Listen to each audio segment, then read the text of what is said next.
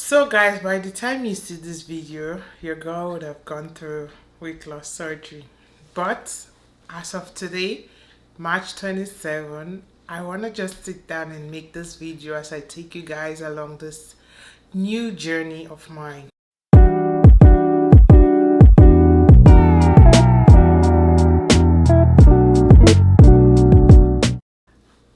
Well, in case you don't know, I'm turning 30 in 2 weeks, less than 2 weeks from today, and it's gonna be a new decade, new chapter, new everything. And I am super grateful to God for this new age. My 20s has been full with so much, and I want to leave those baggages behind. So going into my 30s, I decided that I want to be taking some bold steps, and I'm all for be the best version of yourself that you can be. Love yourself enough to make changes if there needs to be some.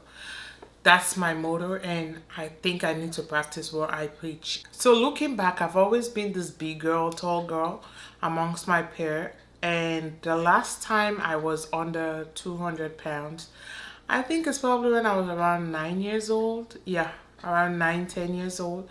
And ever since, I have been gaining weight continuously. I don't know if I still want to talk about how much I weigh right now, but just know it's in the forest. How did I get here? I don't even know. But one thing I know is we're getting out of here.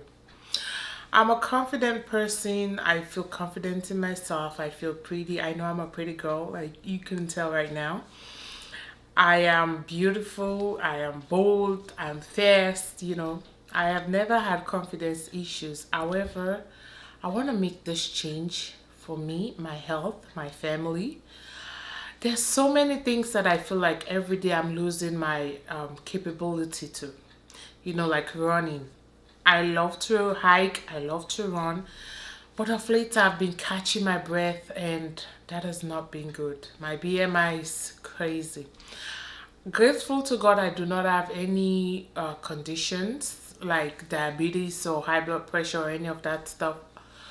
But I realized that I'm heading down that part, and I don't want to be going down that rat hole. I do not want to end up there. So this is why I'm making this change. Like I said, I've always been this big girl since I was 9. I think I started gaining weight when I was 9 years old, because before then I think I was a normal weight and normal everything. And so ever since then, I've always loved going to the gym. I've always loved working out, doing this, doing that. But it has never really like stopped the weight from coming, stopped the weight from piling up, and life has just been lifing. And I remember that when I was 17 years old, when I was pregnant with my son, I remember weighing at 351 pounds at 17. And right now I'm 29, turning 30 in 2 weeks. And it has been a lot. So I had my son. I think I lost a few pounds here and there, but not much. But I still kind of maintained the same weight. I became more active again, was going to the gym, running, doing all sorts of things. I'll try to incite as much pictures as I can that I find, so you can see this trend that it's not today. So I've just been doing everything, and then right after I had my son, I noticed a big swelling on my neck, and that was me having a goiter. And if you don't know what a goiter is, I'll try to put it on the screen. It was so big, so swollen, and it became so visible, and it was really affecting me, my life. When I was laying down, I felt like I was choking and all. So that was my thyroid, and I had it removed in 2016. A little backtrack. When I moved to the US, I was around 359 to 361-ish. Yeah, I remember weighing myself and tell myself when I get to the US, I'm going to lose this weight and all blah, blah, blah. I was in college and freshman 15, they say, and I think I gained some weight. I think I went up to like a 380, or something like that around that time. And I remember being so mad at myself and just so angry with myself. Like, instead of losing the weight, I'm just gaining the weight. Like, what is wrong with me? Then I came to California for my surgery with my mom, and I remember doing the surgery, and I remember losing about 20 pounds each or something like that. I did lose a couple of weight, and I remember going back down to like 360 ish. Yeah, I was around 360 and about that. Then I started gaining again, just the happy weight. I was in a relationship with somebody that likes food, and that was not helping, but I gained some weight, but I was still, trying to maintain it and do the best as I can, but it wasn't going anywhere. I was going to the gym, I was working out, I was eating right. I have done all the diets I could think of, the low carb, the keto. I won't lie though, on keto I did lose 30 pounds, but trust me, I gained it all back. And it's just been this roller coaster. And then my mom got sick. Then I started packing up this weight for real now. My mom got sick in 2019 when I came back, and it was hard. It was the hardest time of my life.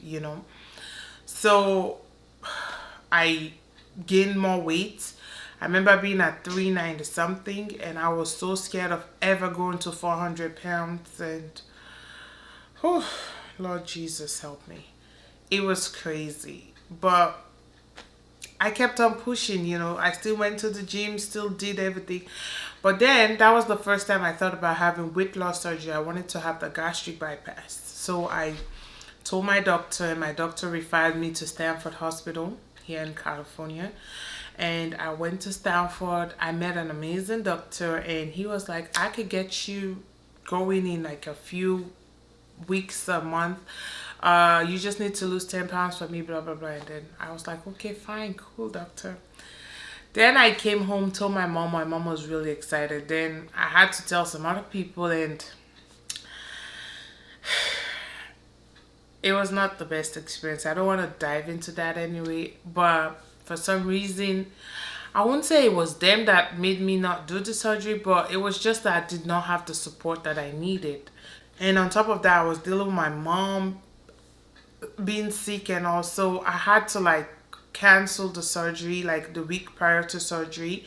And that was crazy on my part. And well, actually, they also canceled it because I did not lose enough weight, because I wasn't tolerating all the protein shakes and stuff they were giving me. So that kind of messed me up. But either way, I was like, okay, fine. I can lose it on my own. I can try. And then COVID hit. My mom was sick, and I gained more. I came up to like a 419. Yeah, I remember being that big, and oh my gosh, it was crazy. Then I said, okay, let me hop on the program again. I hopped on the program, and now I met a doctor who, I don't know. She told me I needed to lose 70 pounds in order for me to get the surgery. Like, excuse me, ma'am, if I can, why am I even here? It was crazy, but either way, I don't want to blame the doctor. I blame myself.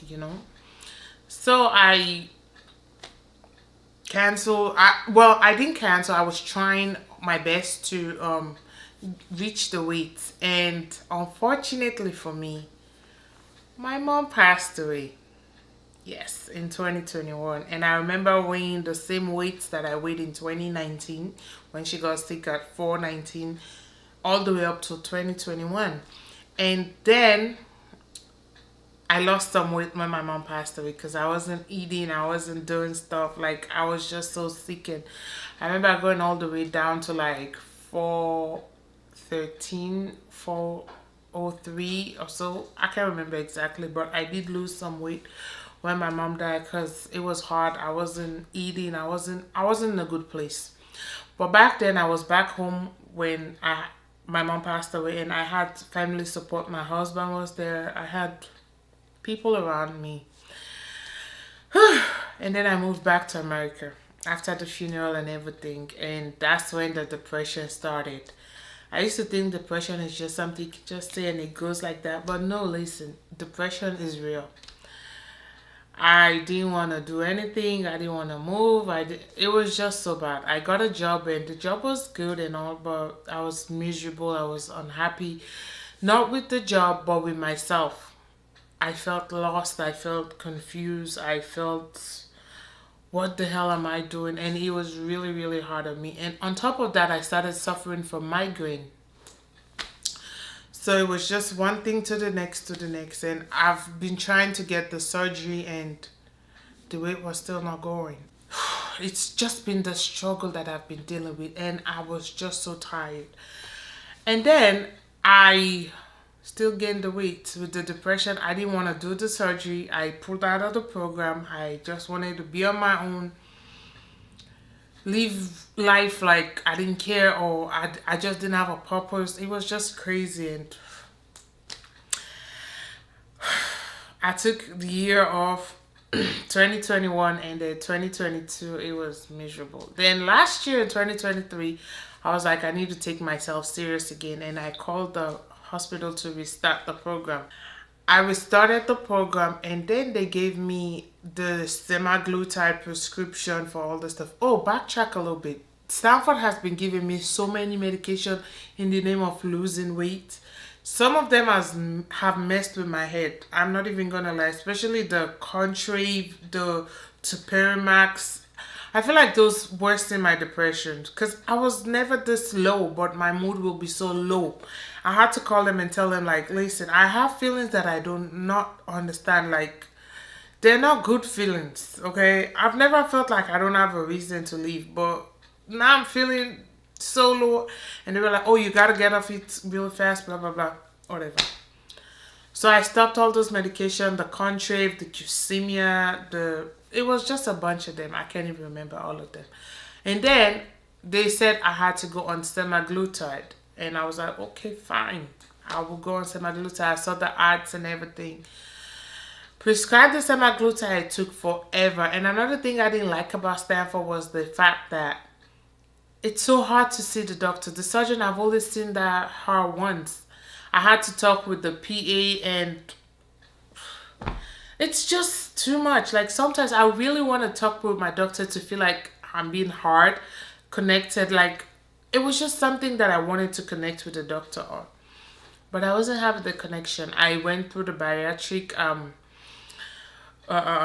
dietary classes. I went through all these other classes and all. The weight was still not going. The depression, the this, the that. It was just too much. Then finally, they were able to prescribe me the semaglutide. Well, no, I actually went to another clinic to get the semaglutide.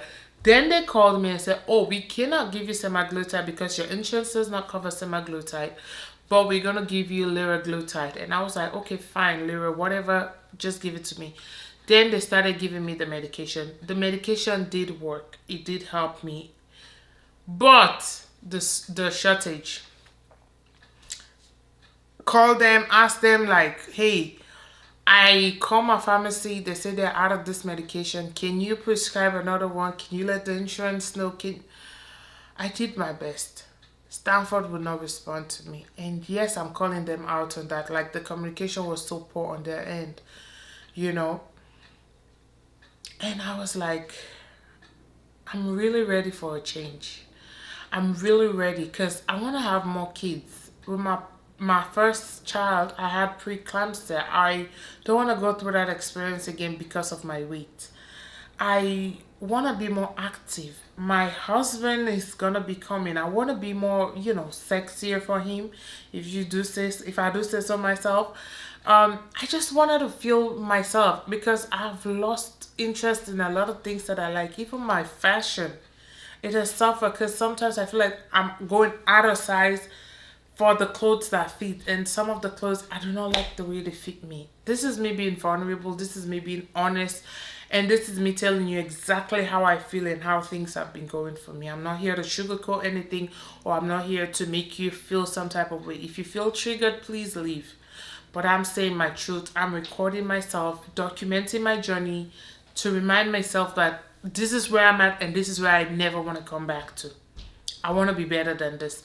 That is the purpose of this video. So I asked them to prescribe semaglutide and just try to get it with the insurance. They prescribed it. The insurance was requesting documents. They were not responding. I called. I was back and forth with the insurance, and the insurance was like, "We're trying to call, but your doctor is not responding." Like, I called them. They said, "Oh, we didn't see it." Like, it was just some back and forth. Like, I was just tired and out of it. And then I said to myself, I have to fight for this. I know I'm not okay. I need to get better. Then I told myself I'm gonna call my insurance and ask that I change my network. And I did find my surgeon, who was an amazing surgeon. And I was like, okay, I need to see the surgeon, but they say I have to go through a new network and a new primary doctor for me to be able to go there. And I was like, okay, fine. There's been so many stumbling blocks in trying to get this doctor and trying to get this change and do all of this. But finally, I was able to change the insurance and I found my doctor.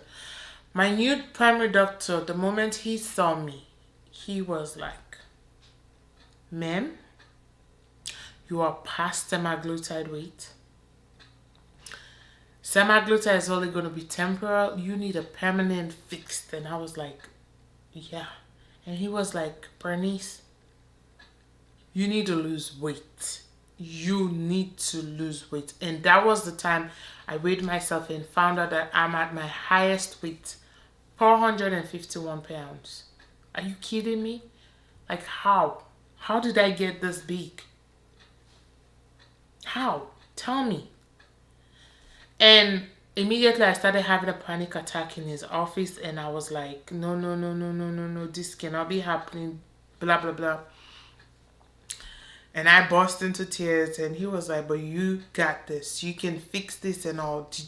I'm going to refer you to a surgeon." And I was like, "I already found a surgeon." And he was like, "Oh, well, actually, he's the one I wanted to refer you to. He's good. He's amazing." And I was like, "Okay, fine." And that's how I got referred to my surgeon. And everything has been going smooth since then. Called my insurance. My insurance approved me. And here I am today, after getting my insurance approval yesterday, March 27th, and I'm so grateful.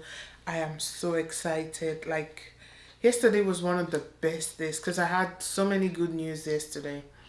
And oh my goodness. It was amazing. It was really, really, really, really amazing. Like, I'm just so grateful. So I look forward to this next chapter of my life. I look forward to making this positive change. I look forward to being a better version of myself. You know, I want to live longer. I want to be able to do the things that I love, because right now there are so many limitations. I realized that subconsciously I've not been going to the, theme parks and stuff for my son, which he loves. And I don't go because most of the rides now I tend to not fit in them. Even the ones I fit in, I'm scared, and that is so selfish of me. I have a child, I have to give him the best, and having my weight stopping me from going on all those trips is making me feel selfish, and I don't like it. I want to give this boy a better life. And above all, I want to be an inspiration for him, because it's the gene. I'm not even going to dispute that. Because my doctor goes like, "You're active, you're doing this." I showed him what I eat in a day. Some days I might go overboard a little bit, especially with my candy. But other than that, I'm not a big eater. I am not. Maybe the type of food I eat is bad. Yes, sometimes I do agree to that. But I don't eat like six burger. If I go to a Chick-fil-A to eat once in a while, one chicken sandwich, an iced tea, and a medium fries, and I'm full. I am full, and that is what normal people eat. I'll eat that and I'm good for one meal, for my lunch or something for that day. So he was like, "Your metabolism is bad and we need to attack it. And now you have to go do the surgery. And this surgery is really going to help you. It's really going to save your life.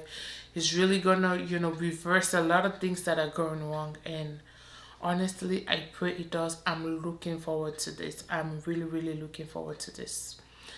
And I just want to say out there to you, my video, a quick disclaimer, is not to tell you what to do, is not to tell you how to run your life, is not to, endorse you to go get a surgery right now. No.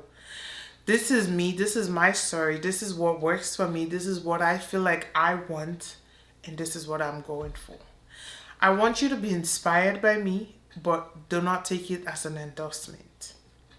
I just want you to be a better version of yourself. Do what's going to make you feel better. Another thing I learned is a lot of people will be mad at me, especially family members, that, oh, you didn't tell me, you didn't this and that. I did not deliberately, because the time I told y'all, I didn't get the support that I needed from y'all. I know some of your advices were not from a bad place, but I don't need them anymore. They're not working for me anymore. You're not in my shoes anymore. You don't know what it feels like anymore. I wake up now with aches and pains, back pain, knee pain. I try my best to be more active and all, but it's not easy. And if I don't make the change now, that would all change for the worst. And I do not want to live that life. I want to be a better example for my son. I want to be able to have more kids. I want to be healthier. Health is my greatest reason for doing this. So, please come on this journey with me. I promise to document every single thing. I have my pre-op appointment on my birthday, and hopefully by the time you guys see this video, I will be done with my surgery. Yes. But I promise I'm going to take you guys on this journey with me. You guys are going to see all the steps and everything that I'm doing, in order to achieve this. And even post-surgery, I'm going to be coming up here and updating my weight and telling you guys, like, how it feels, And thanks to all the YouTubers that share their stories. I know a lot of people want to just be private about stuff, but listen, sharing, you don't know how many lives it's going to touch, I'm so grateful. Like, people like Karen, San Diego, there's so many of them out there. Some I can't even remember their names right now. But so many people are inspiring to me. Like, they have made me realize that, listen, there is help out there, because obesity is not just you sit and eat problem. No. It's the metabolism, it's the mental, it's a lot of things. And a lot of things can contribute. So the next time you see somebody that's big and you try to laugh at them and make fun of them, firstly, you're stupid. Secondly, you lack humanity, you lack empathy. It's not easy. We don't just sit and eat our faces out. No. We don't. So thanks to all the doctors, researchers, and everyone who found, this care for obesity to help us. Thank you so much. And I can't wait to explore this option and see what this feels like. And I can't wait to wear this dress and it doesn't feel so tight. Until next time, I remain your favorite girl, Berizzy. Bye.